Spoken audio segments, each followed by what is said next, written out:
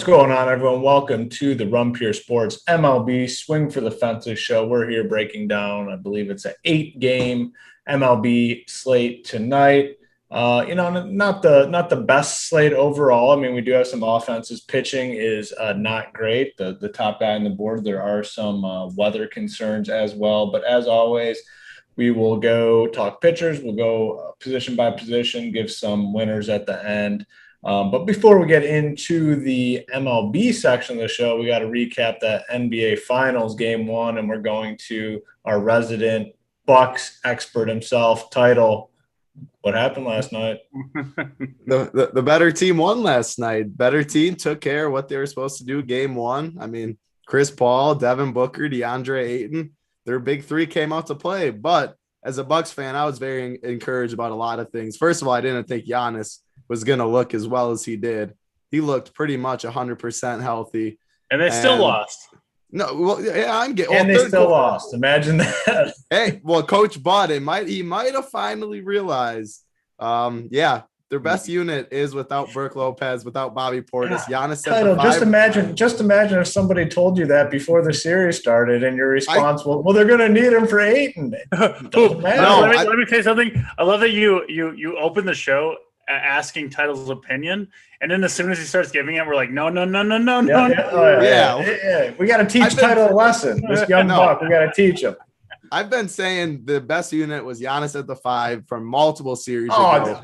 I said they can't play Brook. You're like, they're going to need him against Ayton. We got to go back and we got to get the footage on that. Yeah, you are going to have to go back, because every show I'm on, I say Brook cannot play unless Giannis isn't on the court. If Giannis is on the court, you need Brook. But when Giannis is healthy, their best unit is with Pat instead of, Bobby. But when they can switch 1 through 5 and go small, and that is their best unit in the fourth quarter, they came back a little bit. Third quarter was just awful. Chris Paul took over. But there are positive signs. Giannis is chased down block, bullying down in the first quarter. I mean, he looks good.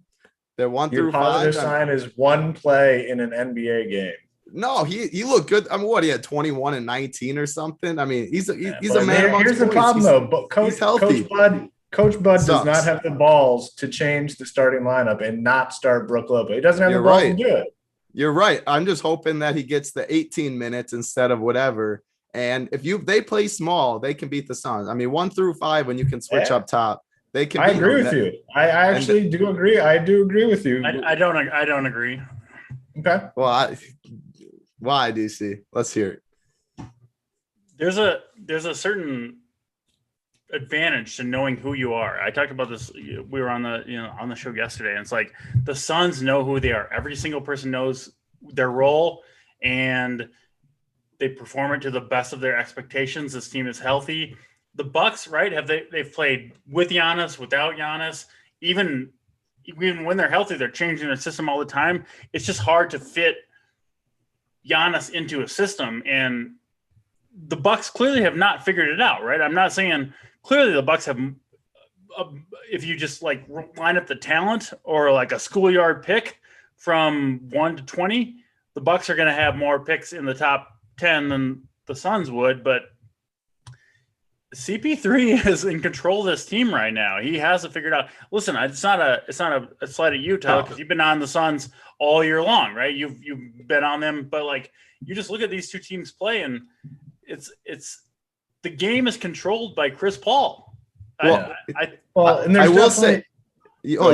will say the first 3 quarters, literally their offense every time. Pick and roll, Brook Lopez, back it up, 1-on-1, Brook Lopez against either Chris Paul, Devin Booker. They didn't even have to really run offense till the fourth quarter because Brook Lopez is awful on defense. Coach Bud didn't know how to adjust. But in the fourth quarter, you could tell, I mean, the Bucks switching 1 through 5. I saw a lot of positives come out of it. At the end of the day, I mean, Phoenix was -5. They're supposed to win home, take care of home court. It's a long series. I liked what I saw. But the Suns are a very good basketball team. There's no doubt about that. They're favored for a reason. Sports in general, I mean, there's an inherent advantage when you're the team that doesn't need to make the adjustments to win. And at this point in the series, the Suns, kind of what like DC was saying, they know who they are. They don't need to make any changes to win the series. They're just playing their game. And the Bucks are the team Suns, right? And that's it looks like enough against. I mean, you saw like Giannis looked. I mean, he looked pretty close to 100% healthy to me. You know, he's going down low all game early in the game, and it just didn't face the Suns at all. They kind of controlled the game, I thought. Of course, there are swings in any basketball game, but I made a few bets before the series. Suns to win the series and Chris Paul to win Finals MVP, and I would double. Couldn't ask for a better game one for those bets. That's for sure. Listen, I think specifically if you're thinking the Suns are going to win the series, just bet on Chris Paul to win the MVP, because I think this is his team right now, right? And the narrative is going to go his way, right? The media is going to go his way. So if you're going that direction, if you think the Suns are going to take this, bet CP3 to win the MVP, because I think he's for sure taking it. If the Suns win this series, it's going to be because CP3 controls the series, right? And I don't know. That's just the way I see it going down. It's going to be fascinating to see it because the Bucks clearly have more talent. I think the Suns have it way more figured out than the Bucks do in terms of the game plan, and I think the difference between those two favors the Suns. That's just the way I see the series. Yeah, I mean, Coach Bud needs to figure his stuff out. The big thing for me in this series, I mean, the Brook Lopez stuff, but if you look at the wing players for the Bucks, Pat Connaughton, Bryn Forbes, PJ Tucker, and all that, and then you look at Mikal Bridges, Jay Crowder, Cam Johnson, those guys are all 3-and-D guys that are very good basketball players all around, whereas Forbes can only do one thing.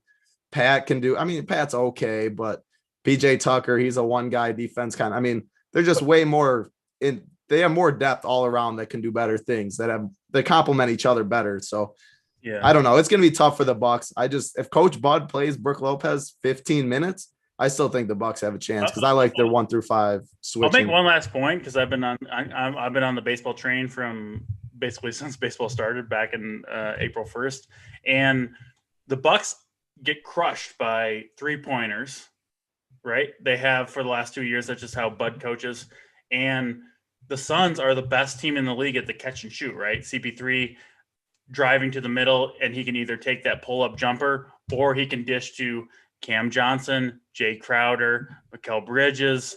You know, I mean, the list goes on. And you kind of saw that in game one, and it just seems like a bad matchup for the Bucks to me, to be honest. So I'll say no more here, but man, I think the Bucks are in a bad spot. That's how I see it. The last thing I will say, the Bucks every single game one, they come out very, very. The Heat to overtime came out awful. The Nets absolutely destroyed them, and I don't know if that. I mean, that's not a good trend to have, but I'm still holding hope because Giannis is way more healthy than I thought he was. Was he ever truly questionable for that game? No, I don't know. It didn't look like it. I said here, I thought he was going to play. I mean, yeah, I was surprised, but yeah, it sounds like they're playing around with the verbiage and for sure. I mean, he was playing for sure. There's no doubt. And the whistle, right, come on, the whistle. What's going on with that? 26 free throws to like 8 or something. I don't know. Can't get a worse whistle than that. But hey, that's enough. Game 2 on Thursday. Your team they have a chance to bounce back. You know, we're skeptical on whether or not they can. We'll see. But I mean, the Suns were the favorite coming into this. They looked like the favorite last night. But you know, 7-game series. We'll see. All right. Before we get into the MLB talk, we're going to hit up our members never win segment. And that's obviously a play on words because our members crush. And last night we had some big wins in the NBA and MLB Streets NBA. Our boy McComan, $3,000 win on Yahoo. Yahoo NBA took down a big GPP over there. Brittany J, $11,000 win in NBA. Glaucoma, he's in the chat, I believe, today. He came down with an $11,000 NBA win as well. So congratulations to all them. Then in MLB, we had a big $100,000 win. Fran Canjolia. I mean, these people, they need easier names. Some of this stuff is just impossible to pronounce, but it looks like it's Fran Cangolia. $100,000 MLB win. So congratulations to all those winners. If you want to get shouted out in this segment of the show, hit us up on Twitter with a screenshot of your win. Tag us. We'll make sure that you get in this segment of the show. All right. MLB slate tonight. It's a smaller slate. Not a ton of pitching, some pretty good hitting, one very obvious spot in the Blue Jays. They're going to be very popular again tonight against Matt Harvey without a ton of pitching to pay up for. I imagine their ownership will be pretty high. Just some initial thoughts. I'll go to you first, DC. Just initial overall thoughts here on the slate. Yeah, kind of a weird 9-game slate. You mentioned a smaller slate. It's not that small of a slate, right? We got 9 games, but it feels like a smaller slate because it just doesn't seem like there's that many. It feels very small. That's a good point. I mean, it feels much smaller than a 9. Yes. Yeah. So it's not actually a small slate, but it kind of feels like one because I don't know. To me, Zach Wheeler stands out way above the field in terms of starting pitching. We've talked about this before. I mean, I think all three of us played Jacob deGrom yesterday and took the took the L or the 0, or both on Jacob deGrom. Thought it was going to play, didn't play. It's just, I mean, that's one day of DFS, right? Like that's why you don't invest too hard in one day and you prepare for the next one when things don't go your way. But we talked about yesterday how Jacob deGrom looked like he was kind of lapping the field in terms of projection. I think Zach Wheeler fits that bill tonight, but less risk, right, in terms of the rain. So I think Zach Wheeler is a fantastic play. I do think there are more places you can go on offense for sure. I mean, it was frustrating yesterday because I was all over the Phillies, right? I think my core had 4 or 5 Phillies in it, and they went off. And then you get the 0 from the best pitcher in baseball, and it's frustrating. But tonight, I don't think we'll see that. I think Zach Wheeler will get to take the mound in Chicago, and I do think he will deliver. I mean, we've talked about extensively on this show, the aces in general, a lot of them have kind of fallen by the wayside, and they're just not the same pitchers that they were last year or the first, 2-3 months of 2021.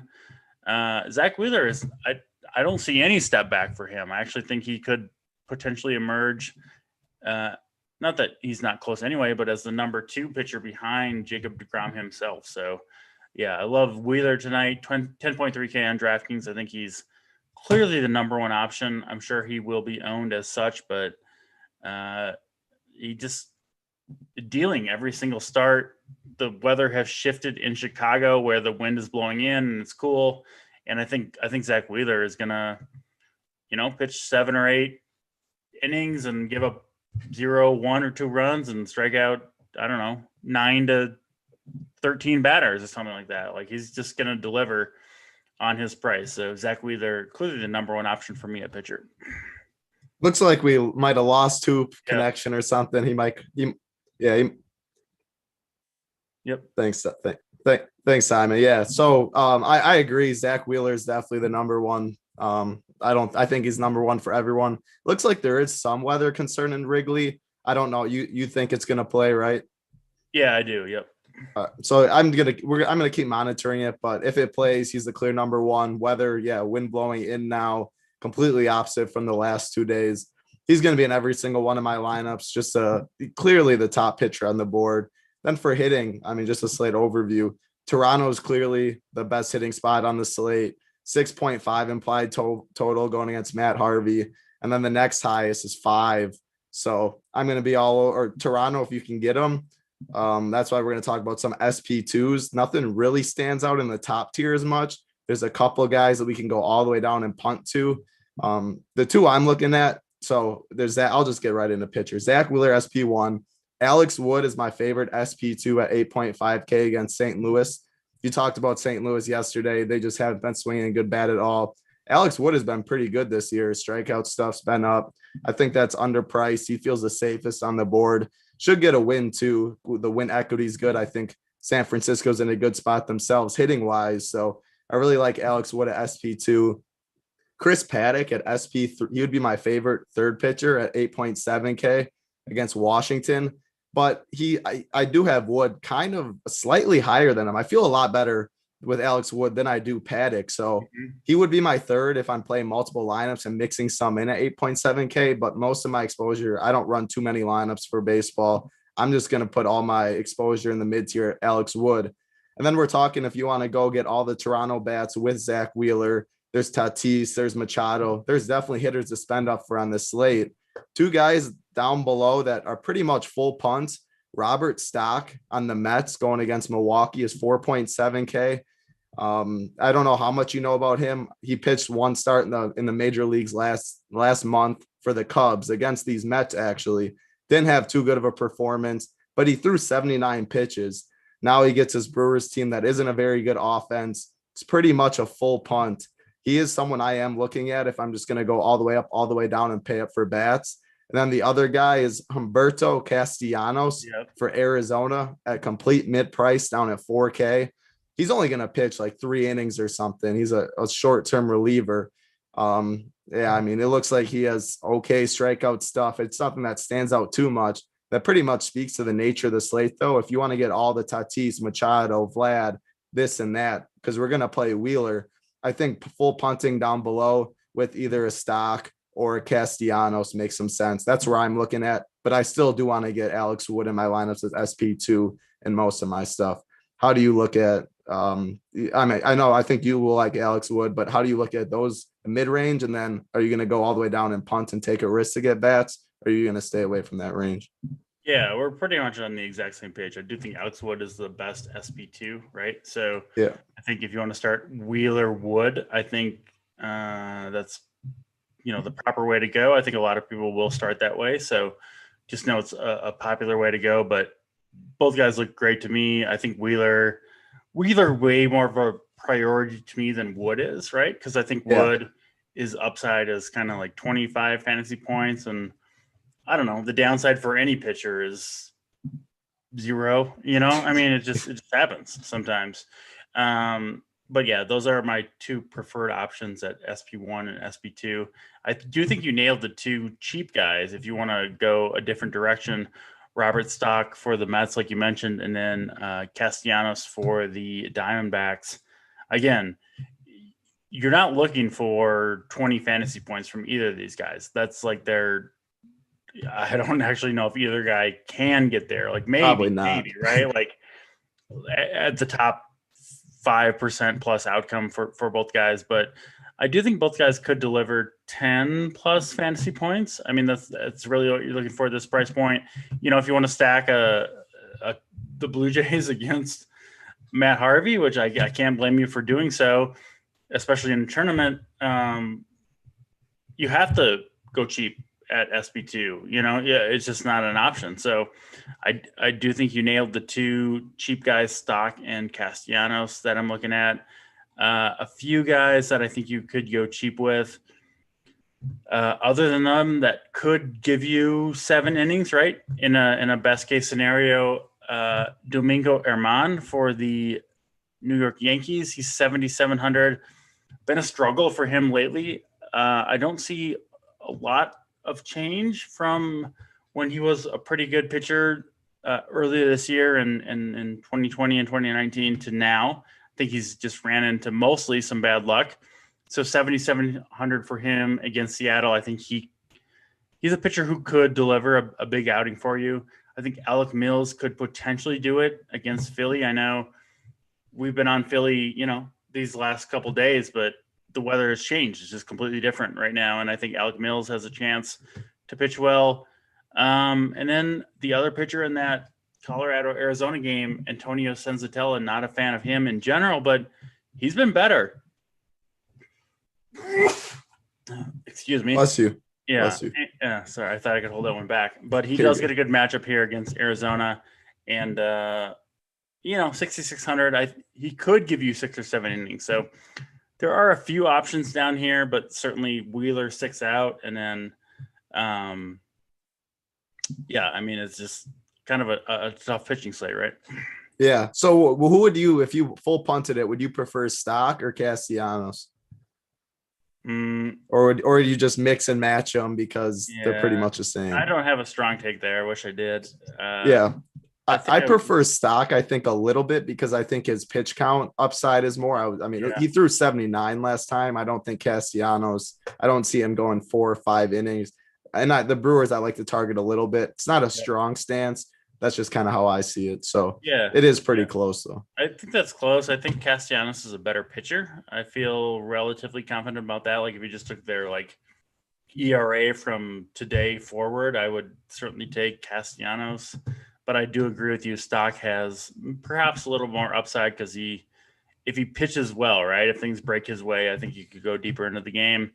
But looking at ownership stuff, I am getting more and more drawn to Domingo Germán, who I think people have just like given up on for the Yankees, and I have not given up on whatsoever. He's 7,700. I think most people in that range will get up to Alex Wood, which I would certainly do in cash games. But I do think Domingo Germán has a chance to get, I would say 25 plus DraftKings points, right? Which on this slate would be a pretty massive performance. So that's kind of how I see it. It's certainly a tough slate. I'll throw just a couple guys we didn't mention yet. Luis Garcia for the Houston Astros. A couple of bad starts for him, but I'm not worried really about his performance going forward. I think he'll turn it around. And then Yusei Kikuchi against the Yankees. Listen, you can certainly make a case for the Yankees stack, right? Against a lefty that gives up home runs. But, I mean, just this last start, right? I think we saw Kikuchi go into Toronto and deliver 26 DraftKings points over 7 innings, look strong. And listen, at home against the Yankees is a way better matchup than on the road against Toronto. So there's no question Kikuchi can do it. It's just a little bit scary. So there are options. There aren't options that feel super safe outside of Zach Wheeler. And if you're playing a lot of lineups, I think I would kind of lock in Wheeler and then maybe mix and match the SP2. Yeah, I see it exactly the same way. Wheeler's going to be an anchor. Obviously, that's if weather is going to be good like we think. I'm going to monitor a little weather in New York again for the Mets, but assuming all weather is good today, Wheeler's going to be a priority for me. Alex Wood's my favorite SP2, which sounds like the same as you. Chris Paddock, if I have to do an SP3, but I don't play too many lineups. It's only a $200 difference. So I'm just going to go Wood in that range. And then Robert Stock and Castellanos, if you're punting all the way down, is how I look at it. Your quick summary for pitching, your Wheeler, I know, Wood, sounds like Germán for GPPs, which I do agree. I think he is going to be lower owned because people are going to go up to Wood or just go all the way down to get bats. Yeah. Wheeler, Wood, Domingo Germán, and then if you want to truly punt to get in a full-on stack of a great team, Stock and Castellanos. Seems like we're pretty much on the same page right there, right?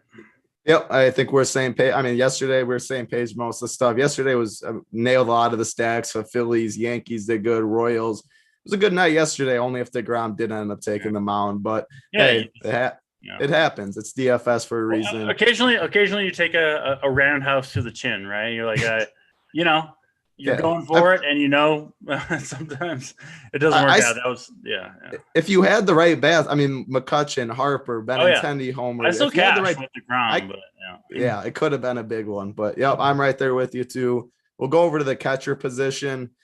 Definitely not a very good position at all today from what I'm looking at. It definitely looks to be a spend down. If you want to go in the mid tier, which stands out a little bit, JT Real Muto at 3.4K. I don't love the hitting conditions at all, but he's a very good hitter. I mean, we've talked about it. He's a very good hitter for that price. 3.4K is just a misprice.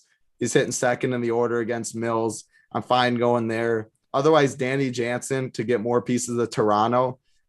If you're spending like a Wood and Wheeler and you can't just stack up the top 5 of Toronto and you need some parts of it, Danny Jansen 2.4K in the 9 hole, get some exposure against Harvey. Otherwise, it looks like pretty much whoever's a part of your stack that I would target. I don't see anything standing out really besides JT Real Muto or Danny Jansen. How do you see the position? Yeah, pretty much the same way you do. I mean, I know the weather has changed in Wrigley and, he's not against a lefty or anything like that. But, I mean, Real Muto at 3.4K is just too cheap. So I do have him as the top option, if you're playing cash games. He would probably be the guy that I would go to. Other even cheaper options than him, even though he's too cheap, Varsho for the Arizona Diamondbacks. I assume he'll be in there. This guy has not produced anything whatsoever at the big league level. I do think he will at some point, and probably soon if he's in there against Senzatella. I think he's a good way to go. But man, I mean, it's gross.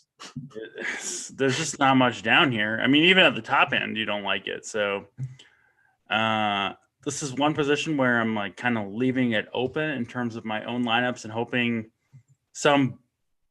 I don't think it's going to happen, but some great play emerges. I'm like, okay, there's the guy. I don't know. Yeah, no, whoever you're stacking or JT Yeah. Realmuto, Jansen, Varsho, something like that. It's a position I would recommend filling out last. Going over to first base, this is a position that definitely is not like catcher. We have the guy up top, Vlad Jr. He's probably the best play on the slate again, in my opinion. 5.9K. I'm going to try and get him in almost every lineup I can. With Wheeler, Woods in a mid-tier pitcher. If you want to go all the way down a pitcher, this is part of the reasons to get the big Toronto bats. I want Vlad at first base. A couple other options if you aren't going that way. Lamonte Wade Jr. I think he'll be in the leadoff hole, 3.4K. I like the Giants today. Albert Pujols throwing it back. He's in the 2-hole against the lefty, only 2.8K. I like that price tag. Not seeing too much else that I like. I think Christian Walker at 3.1K against Senzatella. I do have some interest in Arizona. Senzatella is not very good, but for the price, like you mentioned, it does make sense a little bit if you want to go lower on a pitcher. But I'll have some Arizona, Christian Walker in the middle of the order.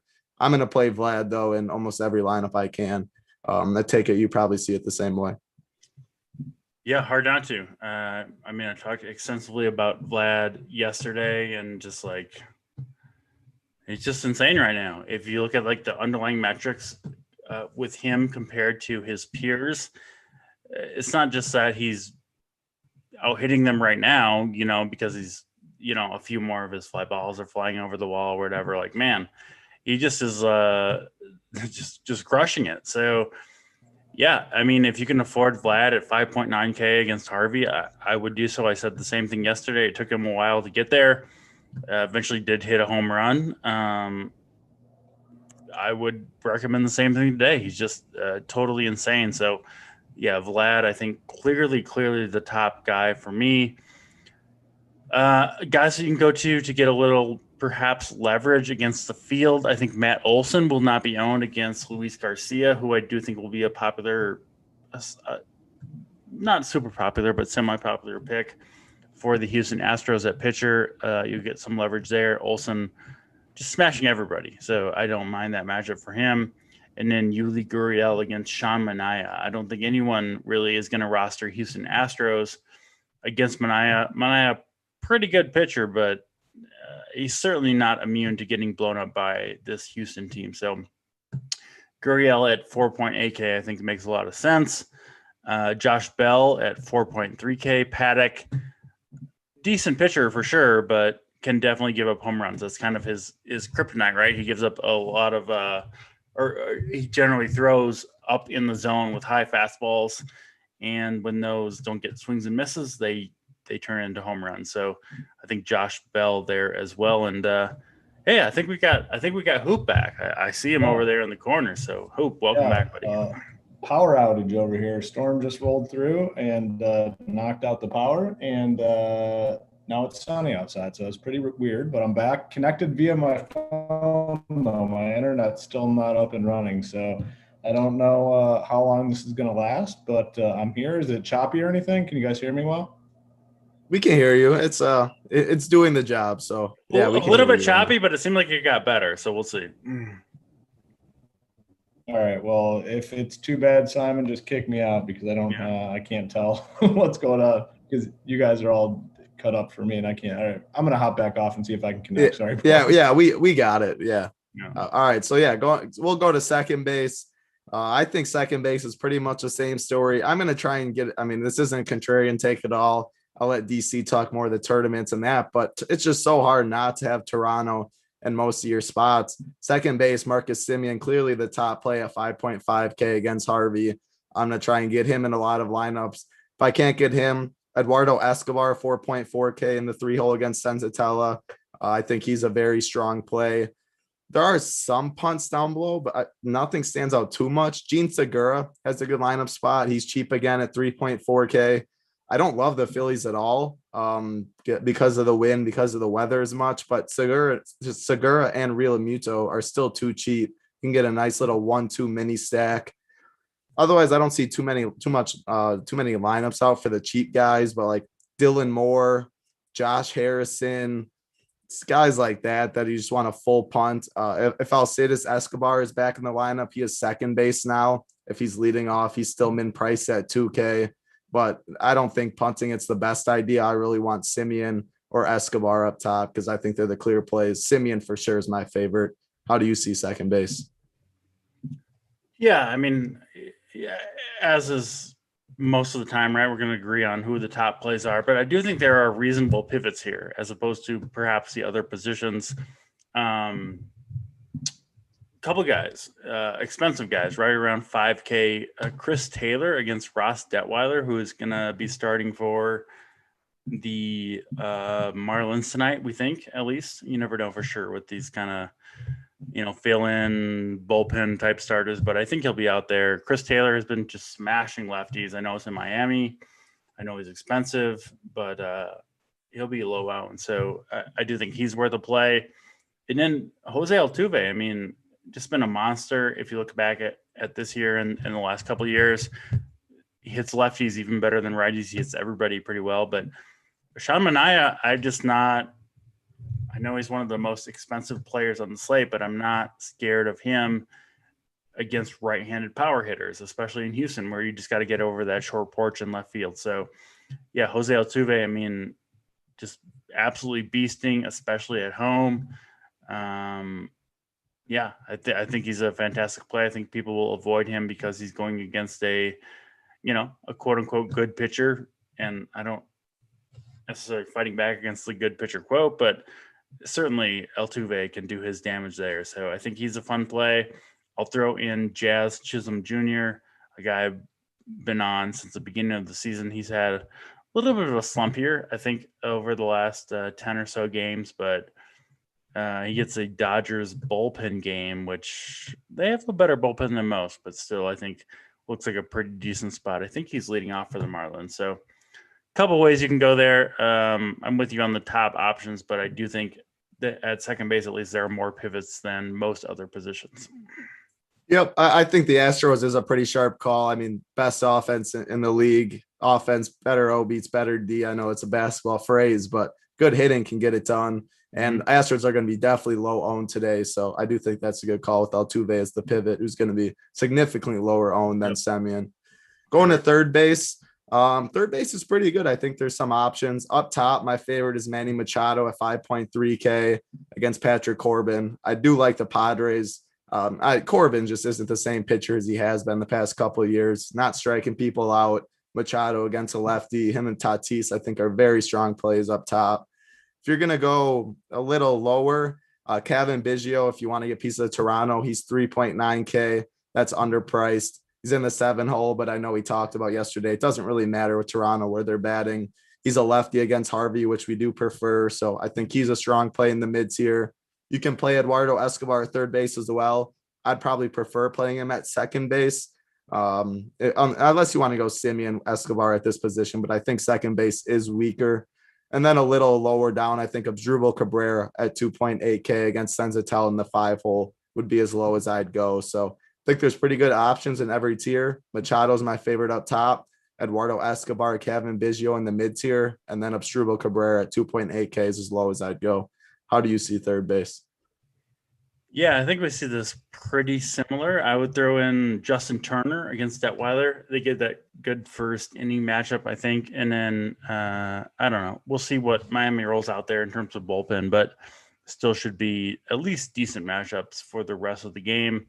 Machado, I can't argue with him at all. I think you could easily argue him for the top option. Ryan McMahon, I don't think you mentioned him against Castellanos and the Arizona bullpen. I mean,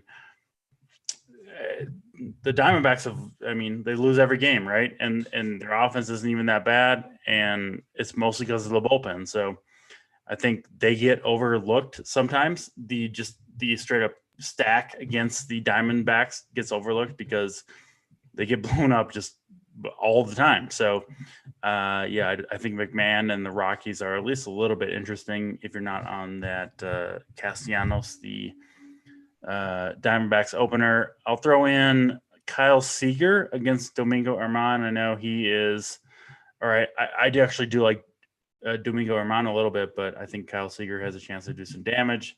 Kevin Biggio hasn't done a ton for the Blue Jays since returning from injury, but, 3,900 against Matt Harvey, it's hard to argue with that. I do think some of his metrics indicate that he will get going sooner rather than later. So that's a few options. And Hoop, you're back once again. Except you're muted, but it looks like you're actually back on your computer. You see some nice I'm lighting. back. I'm officially back. I'll stay in the secondary role in case anything else happens, but the internet's back. The skies are blue.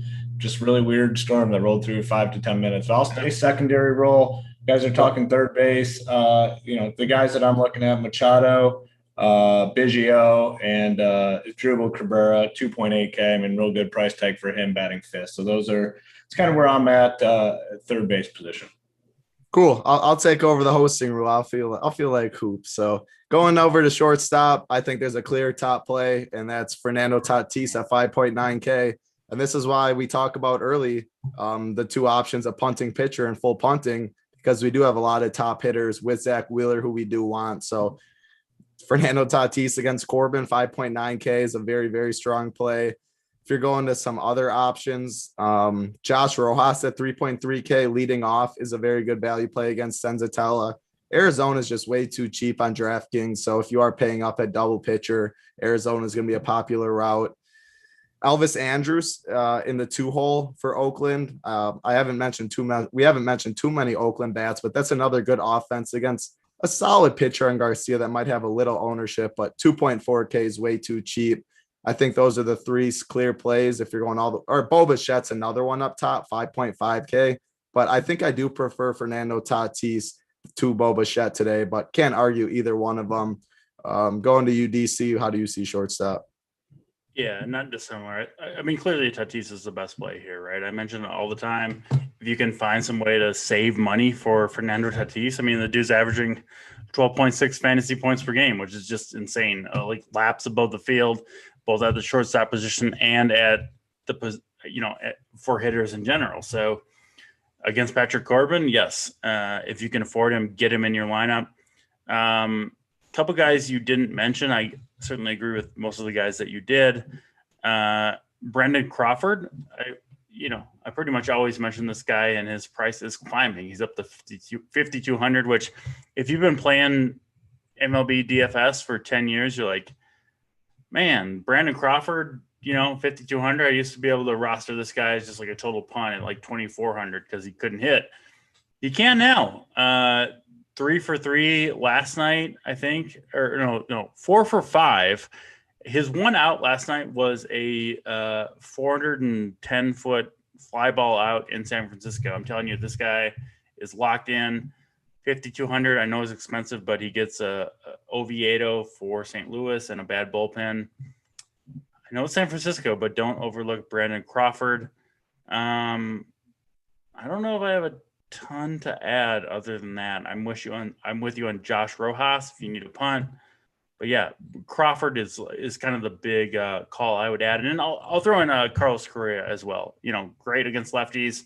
And I know Sean Manaea has been good against Houston, in Houston. Like, I don't know. I could easily see him just getting absolutely lit up in an inning or two. So, Crawford and Correa, the two guys I would add.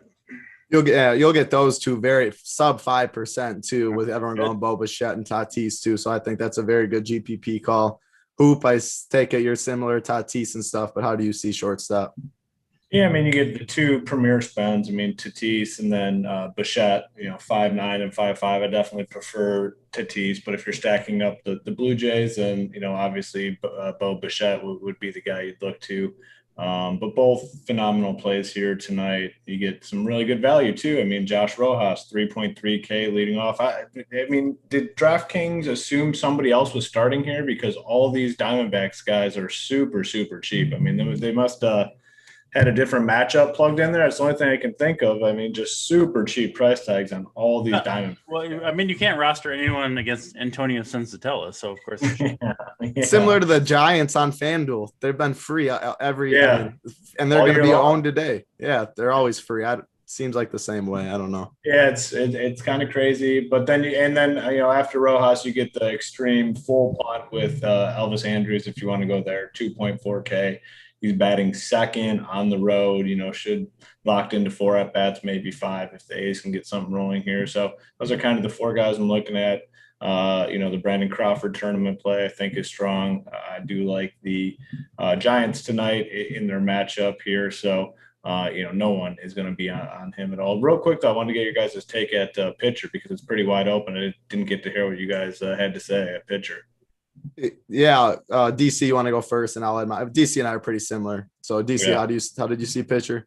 Yeah, Wheeler seems like the far and away SP1. I wouldn't get cute with that. Just play the man. And then SP2, I do think is a lot more open for debate. I think it seems like Tyler and I both think, especially in tournaments, you can go all the way down and try to get 2 or 3 good innings out of a Hector Castellanos for the Diamondbacks or a Robert Stock for the Mets. And then in the mid-range, I think we were on agreement Alex Wood as kind of the cash SB2 safest guy. I think he'll pitch well. I think you won't be super disappointed with what you get. And then I guess maybe perhaps a little contrarian, mostly because Title didn't mention him, Domingo Germán for the New York Yankees against Seattle. I know his results over the last 4 games have looked bad. I still think he's the same type of pitcher that can give you 20 to 30 DraftKings points in this matchup fairly regularly. So Domingo Germán, I guess, is the 6.5K on FanDuel. Yeah, I like him quite a bit. I think he, again, you look at the game log, it looks brutal. I think he is kind of the same guy, and I frankly expect him to pitch well. It's not like he could. I kind of expect him to. So Domingo Germán, I guess, kind of shifting my personal teams over to him because it seems like nobody's on him. Whether that's the game log or I don't know, but it's Seattle. In Seattle, I mean, it's a big difference from going into Fenway. That's not two comparable situations. So I do like Domingo Germán quite a bit. Yep, I'm very similar. Wheeler, SP, lock him in. I think Alex Wood's the best in the mid-range, 8.5K. Then I think punting to Robert Stock or Castellanos is very viable because we mentioned Tatis, Semien, Vlad, all that, the spend up. So pretty similar at pitcher. Going to the outfield, where the outfield actually isn't as loaded as we usually see. I think the clear best outfielders are the Toronto guys: George Springer, Teoscar Hernandez, Randall Grichuk. And none of them are above 5K either. So I think they're going to be very popular. Bryce Harper's hitting the ball very, very well. Still underpriced at 4.6K. I know we don't love the weather there, but that's just a very good baseball player at 4.6K who's swinging a good bat. I do like that price. Juan Soto is only 4.5K. Again, I don't love picking on Chris Paddock, but Juan Soto is just a very good hitter. That price is way too cheap as well. Will Myers and Tommy Pham. I do like San Diego against Corbin. A Tommy Pham, Will Myers, Machado, and Tatis stack, I think makes a lot of sense. And then we haven't mentioned too much about with Baltimore. Trey Mancini and Mountcastle at first makes some sense, but Austin Hayes too in the outfield. He is 2,800. His price went down again. The best hitting environment on the slate. He's a good baseball player too. So I think there's some ways to go. None of the high end spend ups that we usually love, but Toronto for sure is going to get the most ownership. DC, how do you see outfield? Yeah, pretty much the same way you do. I think you nailed most of the best plays on the slate. I'll just try to point out a couple guys that maybe people won't be on. The number one guy I'll start with is Jordan Alvarez, who I mentioned a few times on the show and in the premium content, has pretty much no splits at all, righty versus lefty. He hits lefties just as well as righties, which is irregular for a big slugger, right? He's like a 6'6" slugger who strikes out a little bit much, but he hits lefties just fine.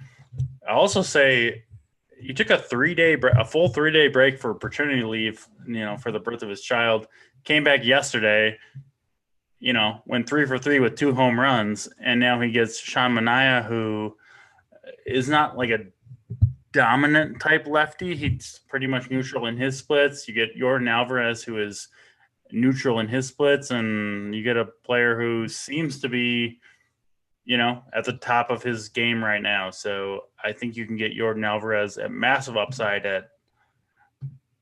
I wouldn't be shocked to see him at sub 5% ownership tonight. So he would be kind of the one guy that I would target that perhaps you didn't mention, Title.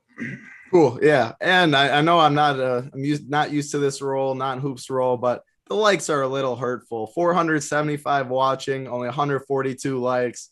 I know get it up to 200. We can do it. Yeah, 200. You heard the man. 200. Help us out. Hey. Well, the viewership hasn't dropped off too much, right? We're sitting right at 500. It's all good. Yeah. No, viewership's doing great. Doing our job. Yeah. So give us some likes. We do appreciate that. Hoop, I don't know how much is left in the outfield for you, but how do you see it? Yeah, it's a lot easier on this summer. You don't have to look like a scum sitting there like begging for people in a YouTube chat room to hit the like button. We're not begging here at RPS. We're doing all right. We don't need to beg. I will say, though, this coordinated effort to get the dislikes down is continuing on. I mean, can you imagine, like, at any point in life where you and a group of people, obviously at this point we're kind of assuming it's someone else in the industry, where they send out a message, all right, the Run Pure Sports has posted their show for today. Let's go on there and hit the dislike button to really fuck them over. That's not how it works, unfortunately. So let's, screw these dislikes. Let's pound the likes to own the dislikers.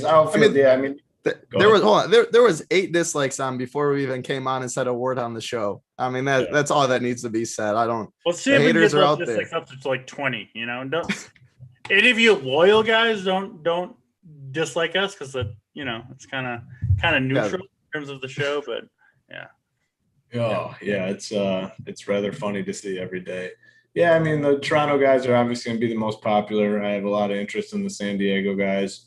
I continue to really like these Orioles guys. Hayes, Mullins, Santander, all these guys.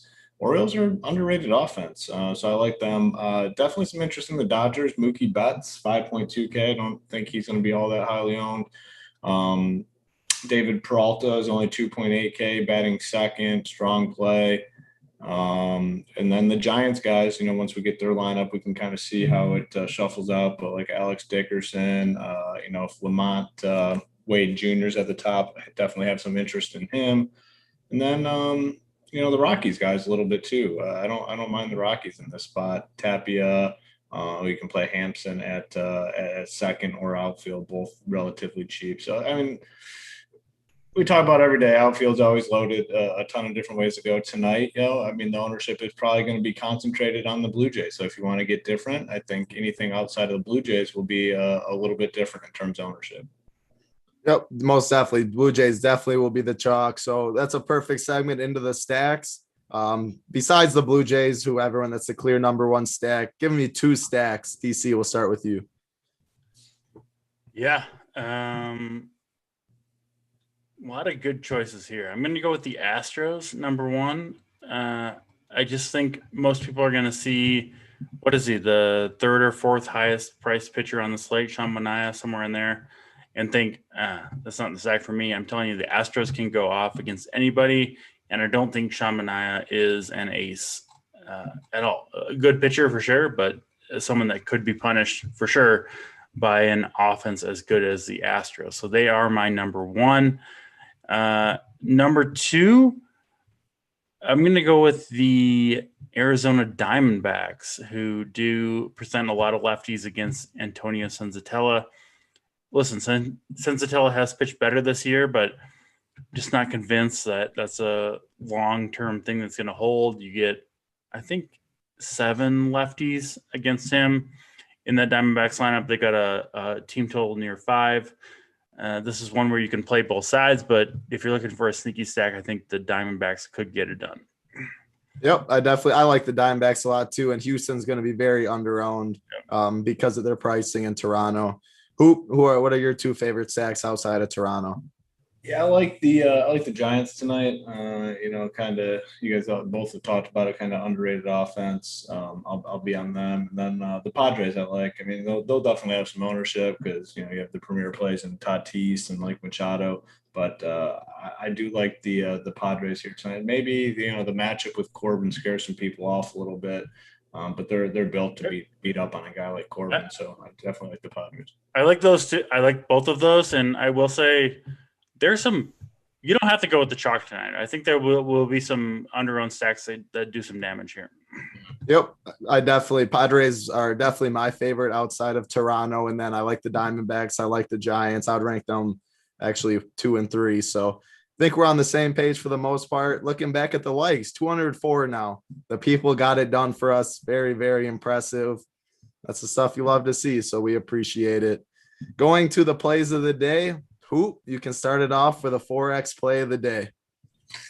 All right, for the 4X play of the day, I'm gonna go to the Padres. Not gonna be one of the top guys. I'm gonna go to Will Myers. I like Will Myers in the outfield tonight to hit us a little bomb. So give me Will Myers as the 4X play of the day. You definitely stole mine. I wish we really you're going Will Myers, huh? He was he was mine last time and he hit, or with Mango, and he hit a bomb. I'll go somewhere different. Someone that's just mispriced in the outfield, and that's Juan Soto. Not the best matchup against Paddock, but 4.5K. It's a good matchup for him. Yeah, fly balls. Very low owned. I mean, I can't imagine I'll have much ownership. Love the call. Yeah. Perfect.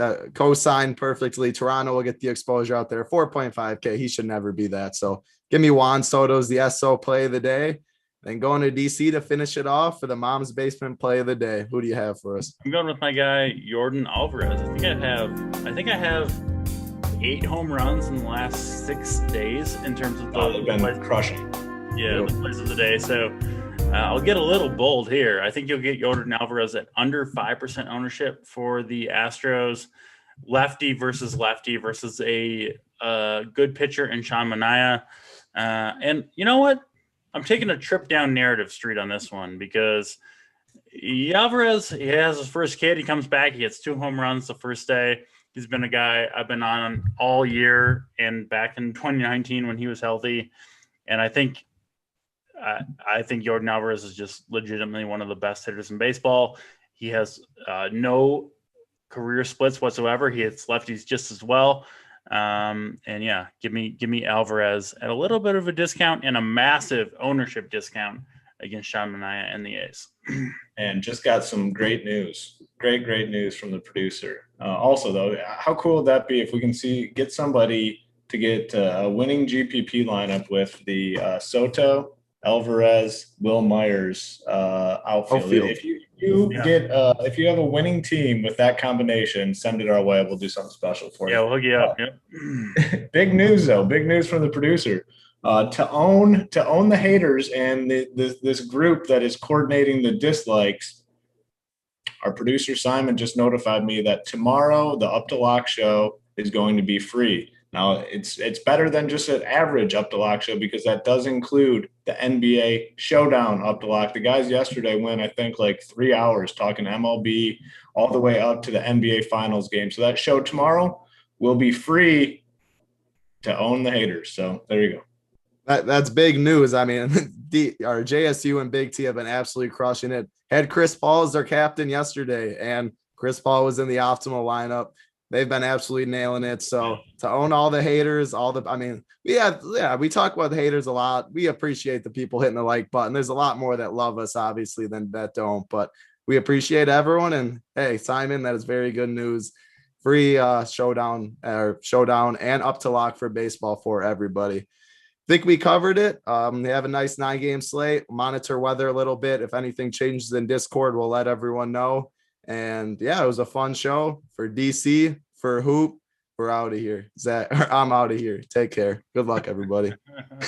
Hoop, you just got replaced, bro.